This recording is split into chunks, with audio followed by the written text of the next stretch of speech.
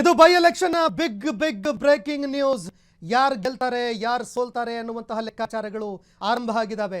ಕರುನಾಡಿನಲ್ಲಿ ಉಪ ಕದನ ಈಗ ಕಾವೇರ್ತಾ ಇದೆ. ಸರ್ಕಾರದಿಂದ ಅಧಿಕಾರ ದುರ್ಬಳಕೆ ಆಗಿದೆ ಅನ್ನೋ ಪ್ರಶ್ನೆ ಎದುರಾಗ್ತಾ ಇದೆ.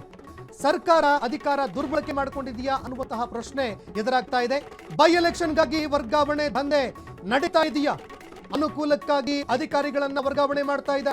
ಚುನಾವಣೆಯಲ್ಲಿ ತಮ್ಮ ಅನುಕೂಲಕ್ಕೆ ತಕ್ಕಂತೆ ಅಧಿಕಾರಿಗಳನ್ನ ವರ್ಗಾವಣೆ ಮಾಡಿಕೊಳ್ತಾ ಇದೆಯಾ ಸರ್ಕಾರ? ತನ್ನ ಅಧಿಕಾರವನ್ನ ದುರ್ಬಳಕೆ ಮಾಡಿಕೊಳ್ತಾ ಇದೆಯಾ ಅನ್ನೋ ಪ್ರಶ್ನೆ ಕಾಡ್ತಾ ಇದೆ. ಕೈ ಕಲಿಗಳಿಗಾಗಿ ಅನುಕೂಲ ಮಾಡಿಕೊಡ್ತಾ ಇದೆಯಾ ಕಾಂಗ್ರೆಸ್? ಸರ್ಕಾರದ ವಿರುದ್ಧವೇ ದಿನೇಶ್ ಅವರು ಸಮರ ಸಾರಿದ್ದಾರೆ. ದಿನೇಶ್ ಅವರು ಈಗ ಸರ್ಕಾರದ ವಿರುದ್ಧವೇ ಸಮರ ಸಾರಿದ್ದಾರೆ. ಈ ವಿಚಾರಕ್ಕೆ ಸಂಬಂಧಪಟ್ಟಂತೆ ಸರ್ಕಾರದ ವಿರುದ್ಧ ಕಾನೂನು ಕದನಕ್ಕೂ ಕೂಡ ದಿನೇಶ್ ಅವರು ಮುಂದಾಗ್ತಾ ಇದ್ದಾರೆ. ಹೀಗಾಗಿ ಸರ್ಕಾರ ಈ ವಿಚಾರಕ್ಕೆ ಸಂಬಂಧಪಟ್ಟಂತೆ ಯಾವ ರೀತಿಯಾಗಿ ಪ್ರತಿಕ್ರಿಯೆ ಕೊಡುತ್ತೆ ಅನ್ನುವಂಥದ್ದನ್ನು ಕೂಡ ಕಾದು ನೋಡಬೇಕಾಗುತ್ತೆ. ಸರ್ಕಾರದ ಉತ್ತರ ಏನು? ಯಾಕಂದ್ರೆ ಸರ್ಕಾರದ ವಿರುದ್ಧ ಬಹಳಷ್ಟು ಗಂಭೀರ ಆರೋಪ ಕೇಳಿಬರ್ತಾ ಇದೆ. ಈವರೆಗೂ ಕೂಡ ಕಾಂಗ್ರೆಸ್ ರಾಷ್ಟ್ರೀಯ ಮಟ್ಟದಲ್ಲಿ ಹೋರಾಟ ಮಾಡ್ತಾ ಇತ್ತು. ಚುನಾವಣೆಯಲ್ಲಿ ಭಾರಿ ಗೋಲ್ಮಾಲ್ಗಳು ನಡೀತಾ ಇದೆ. ಚುನಾವಣೆಯನ್ನೇ ಕದಿತಾ ಇದ್ದಾರೆ. ಮತಗಳು ಕಳ್ಳತನ ಆಗ್ತಾ ಇದೆ. ವೋಟ್ ಚೋರಿ ಅಂತ ಆರೋಪ ಮಾಡಿತ್ತು. ಆದರೆ ಈಗ ಕಾಂಗ್ರೆಸ್ ವಿರುದ್ಧ ಗಂಭೀರ ಆರೋಪ ಕೇಳಿಬರ್ತಾ ಇದೆ. ಚುನಾವಣಾ ಆಯೋಗ ಕಾಂಪ್ರಮೈಸ್ ಆಗಿದೆ. ಚುನಾವಣಾ ಆಯೋಗ ಬಿಜೆಪಿ ಪರವಾಗಿ ಕೆಲಸ ಮಾಡ್ತಾ ಇದೆಯಾ ಅಂತ ಕಾಂಗ್ರೆಸ್ ಗಂಭೀರ ಆರೋಪಗಳನ್ನ ಮಾಡಿತ್ತು. ಆದ್ರೆ ಈಗ ಕಾಂಗ್ರೆಸ್ ವಿರುದ್ಧವೂ ಕೂಡ ಆರೋಪ ಕೇಳಿಬರ್ತಾ ಇದೆ. ಇದಕ್ಕೆ ಸಂಬಂಧಪಟ್ಟಂತೆ ದಿನೇಶ್ ಅವರು ಗಂಭೀರ ಆರೋಪಗಳನ್ನ ಮಾಡಿದ್ದಾರೆ. ಸರ್ಕಾರ ತನಗೆ ಬೇಕಾದ ರೀತಿಯಲ್ಲಿ ಅಧಿಕಾರಿಗಳನ್ನ ವರ್ಗಾವಣೆ ಮಾಡ್ಕೊಳ್ತಾ ಇದೆ. ತನಗಿರುವಂತಹ ಅಧಿಕಾರ ಏನಿದೆ ಆ ಅಧಿಕಾರವನ್ನ ದುರ್ಬಳಕೆ ಮಾಡ್ಕೊಳ್ತಾ ಇದೆ. ಚುನಾವಣೆಯಲ್ಲಿ ಈ ರೀತಿಯಾಗಿ ಗೋಲ್ಮಾಲ್ ಮಾಡೋದಕ್ಕೆ ಸರ್ಕಾರ ಈಗಿನಿಂದಲೇ ತಯಾರಿ ಮಾಡ್ತಾ ಇದೆಯಾ ಅಂತ ಗಂಭೀರ ಆರೋಪ ಮಾಡಿದ್ದಾರೆ. ಆದರೆ ಇದಕ್ಕೆ ಸರ್ಕಾರ ಯಾವ ರೀತಿ ಉತ್ತರ ಕೊಡುತ್ತೆ? ಸರ್ಕಾರ ಈ ಒಂದು ಗಂಭೀರ ಆರೋಪಗಳಿಗೆ ಯಾವ ರೀತಿಯಾಗಿ ಪ್ರತಿಕ್ರಿಯೆ ಕೊಡುತ್ತೆ ನೋಡಬೇಕಾಗುತ್ತೆ.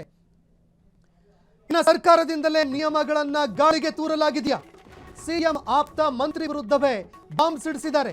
ಸಿಎಂ ಅವರ ಆಪ್ತರೊಬ್ಬರು ಮಂತ್ರಿ ವಿರುದ್ಧವೇ ಗಂಭೀರ ಆರೋಪಗಳನ್ನ ಮಾಡಿದ್ದಾರೆ. ಚುನಾವಣೆ ನೀತಿ ಸಂಹಿತೆ ಉಲ್ಲಂಘನೆ ಆಗ್ತಾ ಇದೆ. ಚುನಾವಣೆಯ ನೀತಿ ಸಂಹಿತೆಗಳನ್ನ ಉಲ್ಲಂಘನೆ ಮಾಡ್ತಾ ಇದೆಯಾ ಸರ್ಕಾರ? ಸಚಿವ ತಿಮ್ಮಾಪುರ್ ವಿರುದ್ಧ ಎಲೆಕ್ಷನ್ ಕಮಿಷನ್ ಮೊರೆ ಹೋಗಿದ್ದಾರೆ. ಎಲೆಕ್ಷನ್ ಕಮಿಷನ್ಗೆ ದಿನೇಶ್ ಕಲ್ಲಳ್ಳಿ ಎಂಬವರು ದೂರು ಕೊಟ್ಟಿದ್ದಾರೆ. ಸಾಮಾಜಿಕ ಕಾರ್ಯಕರ್ತ ದಿನೇಶ್ ಕಲ್ಲಳ್ಳಿ ಗಂಭೀರ ಆರೋಪ ಮಾಡಿದ್ದಾರೆ. ಚುನಾವಣಾ ಆಯೋಗಕ್ಕೆ ಈ ಬಗ್ಗೆ ದೂರು ಕೊಟ್ಟಿದ್ದಾರೆ. ತಕ್ಷಣ ವರ್ಗಾವಣೆಯನ್ನು ತಡಿಬೇಕು. ಚುನಾವಣಾ ಆಯೋಗ ಮಧ್ಯಪ್ರವೇಶ ಮಾಡಬೇಕು. ಈ ವರ್ಗಾವಣೆಯನ್ನು ಮಾಡ್ತಾ ಇದ್ದಾರೆ. ಇದನ್ನ ತಕ್ಷಣ ತಡೆಯೋ ಕೆಲಸಕ್ಕೆ ಅವರು ಮುಂದಾಗಬೇಕು. ವರ್ಗಾವಣೆಗೆ ತಡೆಗಟ್ಟೋದಕ್ಕೆ ಮನವಿ ಕೂಡ ಮಾಡಿಕೊಂಡಿದ್ದಾರೆ ಚುನಾವಣಾ ಆಯೋಗಕ್ಕೆ. ಎಲ್ಲ ವರ್ಗಾವಣೆಗಳನ್ನ ನಿಲ್ಲಿಸೋದಕ್ಕೆ ಈ ಸಂದರ್ಭದಲ್ಲಿ, ಯಾಕಂದ್ರೆ ಕೋಡ್ ಆಫ್ ಕಂಡಕ್ಟ್ ಜಾರಿಯಾಗಿದೆ. ಈ ಸಂದರ್ಭದಲ್ಲಿ ವರ್ಗಾವಣೆ ಮಾಡ್ತಾ ಇರೋದು ಕೇವಲ ಚುನಾವಣೆಗಾಗಿ ಅಂತ ಗಂಭೀರ ಆರೋಪ ಮಾಡಿದ್ದಾರೆ. ಹೀಗಾಗಿ ದಿನೇಶ್ ಕಲ್ಲಳ್ಳಿ ಅವರು ಮಾಡಿರುವಂತಹ ಆರೋಪ ಸತ್ಯಕ್ಕೆ ಹತ್ತಿರವಾ ಅಥವಾ ಕೇವಲ ಒಂದು ಆರೋಪನ ಅನ್ನುವಂತಹ ಪ್ರಶ್ನೆ ಜೊತೆಗೆ ಪ್ರಜಾಪ್ರಭುತ್ವ ವ್ಯವಸ್ಥೆಯಲ್ಲಿ ಪಾರದರ್ಶಕ ಚುನಾವಣೆ ಇದು ಪ್ರತಿಯೊಂದು ವಿರೋಧ ಪಕ್ಷಗಳು, ಪ್ರತಿಯೊಬ್ಬ ಮತದಾರನ ಒಂದು ಆದ್ಯ ಕರ್ತವ್ಯ, ಜೊತೆಗೆ ಅವರ ಹಕ್ಕು ಕೂಡ ಹೌದು. ಆದರೆ ಚುನಾವಣೆಯಲ್ಲಿ ಆ ಪಾರದರ್ಶಕತೆಯನ್ನು ಕಾಯ್ದುಕೊಳ್ಬೇಕಾಗಿರುವಂತಹ ಸರ್ಕಾರ ಎಲ್ಲ ಒಂದು ಕಡೆ ತನ್ನ ಅಧಿಕಾರವನ್ನು ದುರ್ಬಳಕೆ ಮಾಡಿಕೊಡ್ತಾ ಇದೆಯಾ? ಇದಕ್ಕೆ ಸಂಬಂಧಪಟ್ಟಂತೆ ಆಯೋಗಕ್ಕೆ ದೂರು ಕೊಡಲಾಗಿದೆ. ತುರ್ತು ಕ್ರಮ ಕೈಗೊಳ್ಳುತ್ತಾ ಹಾಗಾದ್ರೆ ಚುನಾವಣಾ ಆಯೋಗ ಮಧ್ಯಪ್ರವೇಶ ಮಾಡಬಹುದಾಗುತ್ತೆ. ಆದ್ರೆ ಚುನಾವಣಾ ಆಯೋಗ ಏನ್ ಮಾಡುತ್ತೆ ನೋಡ್ಬೇಕಾಗುತ್ತೆ. ಕ್ಷಣ ಕ್ಷಣದ ಸುದ್ದಿಗಳಿಗಾಗಿ ಫ್ರೀಡಂ ಟಿವಿ ಸಬ್ಸ್ಕ್ರೈಬ್ ಮಾಡಿ, ಲೈಕ್ ಮಾಡಿ ಹಾಗೂ ಫಾಲೋ ಮಾಡಿ. ಹೊಸ ಸುದ್ದಿಗಳ ನೋಟಿಫಿಕೇಶನ್ಗಾಗಿ ಬೆಲ್ ಐಕಾನ್ ಮೇಲೆ ಕ್ಲಿಕ್ ಮಾಡಿ.